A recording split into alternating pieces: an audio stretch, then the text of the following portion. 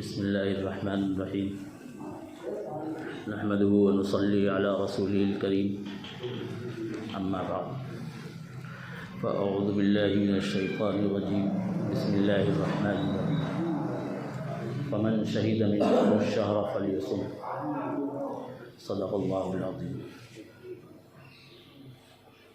محترم بزرگوں اور دوستوں، شعبان کا بابرکت مہینہ رواں ہے اور رمضان کی آمد ہے۔ اللہ کے رسول صلی اللہ تعالیٰ علیہ وسلم نے شعبان اور رمضان کے حوالے سے ارشاد فرمایا، شعبان شہری و رمضان شہر اللہ۔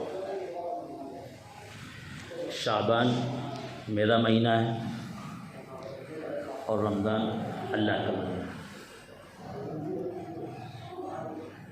یہ اللہ کا مہینہ ہونے کا اور حضور کے مہینہ ہونے کا کیا مطلب ہے؟ شعبان کو رمضان کو اللہ تبارک و تعالی نے مخصوص عبادتوں کے لیے نازل فرمایا۔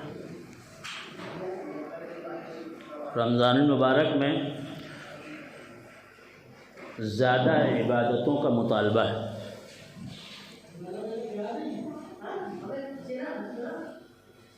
اللہ کے رسول صلی اللہ تعالیٰ علیہ وسلم اس مہینے کی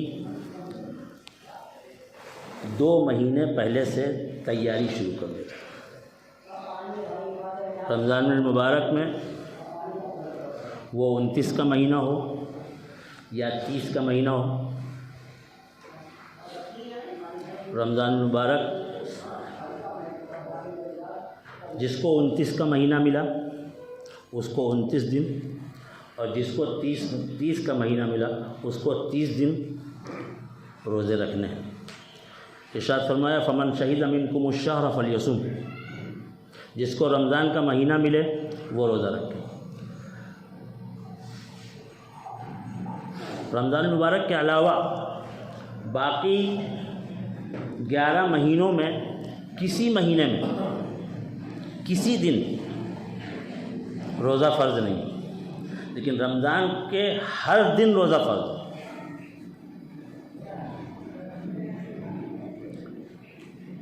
یہ مہینہ اس قدر اہم ہے کہ اس کا ایک پل بھی ضائع نہ ہونے پائے، اس کا ایک لمحہ بھی ضائع نہ ہونے پائے، اس کے لیے پہلے سے تیاریاں کرنے کا حکم ہے۔ اور طریقہ بتایا نبی اکرم صلی اللہ علیہ وسلم نے۔ حضور اکرم صلی اللہ علیہ وسلم نے خود عمل کر کے امت کو یہ تعلیم دی کہ 1 مہینے پہلے سے اس کی تیاری شروع کرو، تاکہ کوئی لمحہ ضائع نہ ہونے پائے اور ہم رمضان کے آنے سے پہلے پوری طرح سے تیار ہوں، رمضان کے لیے، روزوں کے لیے، رمضان کی عبادتوں کے لیے پوری طرح سے تیار ہوں۔ اور پہلے سے عبادتوں کا بڑھ جانا، حضور اکرم صلی اللہ علیہ وسلم کا جو معمول تھا، اس کو اس طرح سے سمجھیں کہ اللہ تبارک و تعالی نے 5 وقت کی نمازیں فرض کی، اور یہ نمازیں اس کی رکعتیں کوئی بہت زیادہ نہیں ہیں۔ فجر میں 2، ظہر میں صرف 4، عصر میں بھی 4، مغرب میں 3 اور عشاء میں 4۔ لیکن یہ جو فرض نمازیں ہیں، اس سے پہلے اللہ کے رسول صلی اللہ تعالیٰ علیہ وسلم نے اور نمازیں پڑھی۔ جن نمازوں میں پہلے نماز پڑھنے کا وقت ہے اس میں پہلے نماز پڑھی۔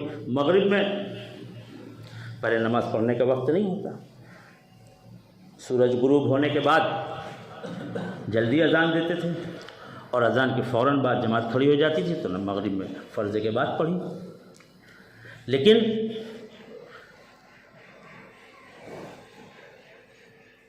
ظہر میں بھی فرض سے پہلے نمازیں پڑھی، عصر میں بھی فرض سے پہلے نمازیں پڑھی، عشاء میں بھی فرض سے پہلے نمازیں پڑھی اور فجر میں بھی فرض سے پہلے نمازیں پڑھی، اور یہ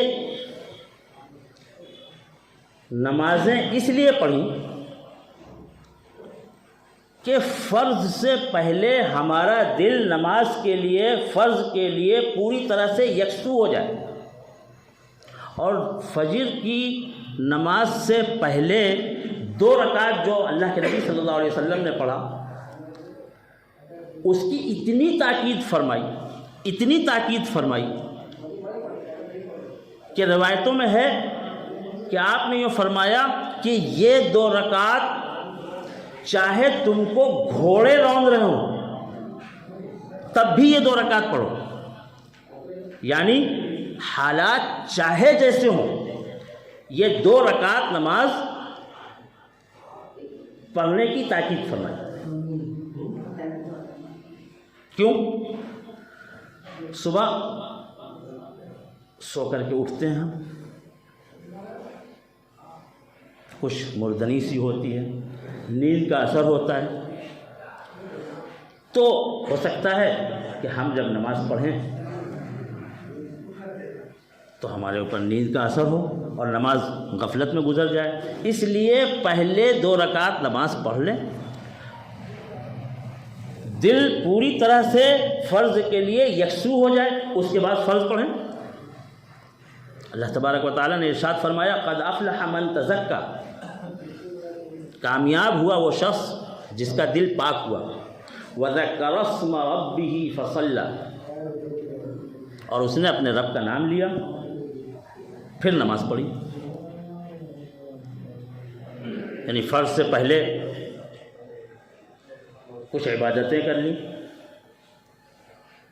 کچھ ذکر کر لیا، کچھ تلاوت کر لیں، سنت پڑھ لیں، نفل نماز پڑھ لیں، اس کے بعد فرض پڑھیں، تاکہ فرض کے اندر ذرا بھی کوئی کمی نہ رہ جائے، پوری یکسوئی کے ساتھ فرض پڑھی جائے۔ کیوں؟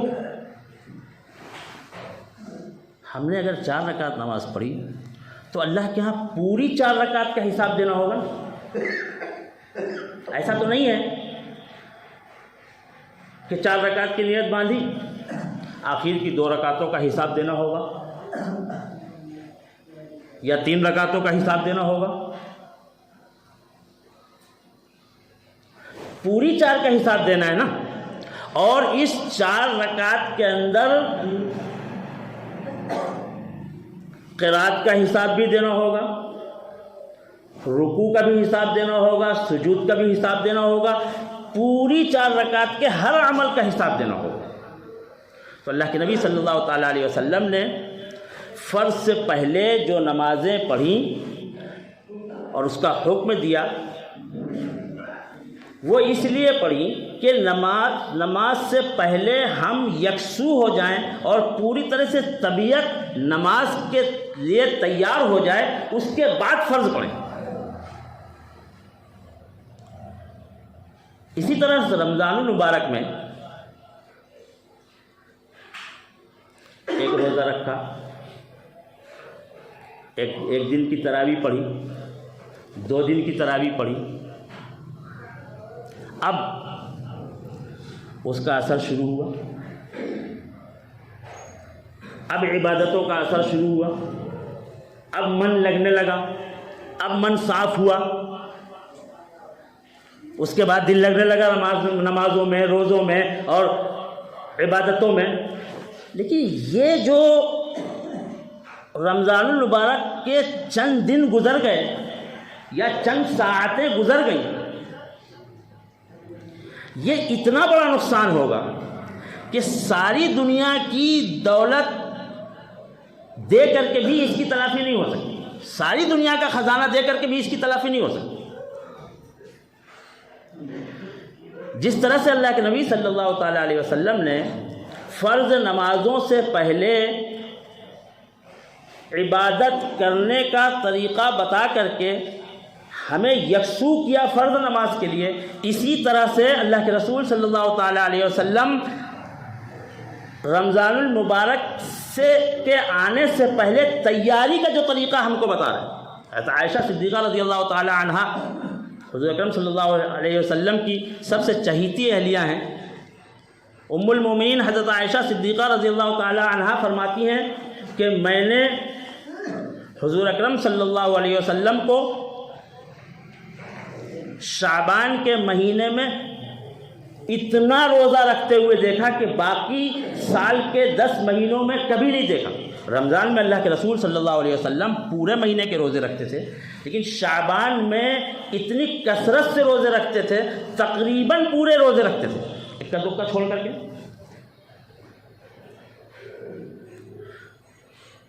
اور اللہ کے رسول صلی اللہ علیہ وسلم شعبان سے بھی پہلے رجب کا چاند جب دیکھتے تھے تو دعا کرتے تھے اللہم بارک لنا فی رجب و شعبان،